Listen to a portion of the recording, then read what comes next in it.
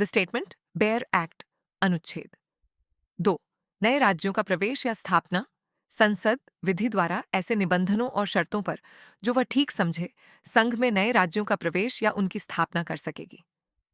Note अनुच्छेद 2 क सिक्किम का संघ के साथ सहयुक्त किया जाना संविधान के 36वें संशोधन अधिनियम 1975 द्वारा निरसित स्लैश हटाया जा चुका है। 2 द सिंप्लीफिकेशन एक्सप्लेनेशन संसद की विशेष शक्ति यह अनुच्छेद सिर्फ भारत की संसद पार्लियामेंट को यह अधिकार देता है कि वह कानून बनाकर नए राज्यों को भारतीय संघ में शामिल कर सके। राष्ट्रपति या राज्यों के पास यह शक्ति नहीं है।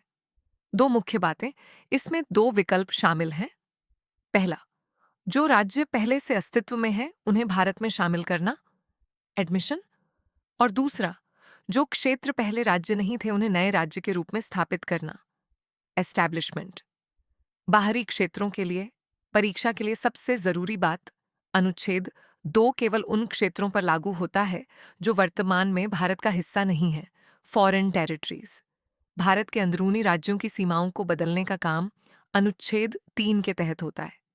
The context example slash case study the case of Sikkim 1974 से 1975। आजादी के बाद सिक्किम भारत का एक रक्षित राज्य प्रोटेक्टरेट स्टेट था जहां चोग्याल राजवंश का शासन था। 1974 में सिक्किम की जनता की इच्छा के बाद संसद ने 35वां संविधान संशोधन पारित करके सिक्किम को भारत का संयुक्त राज्य एसोसिएट स्टेट बनाया।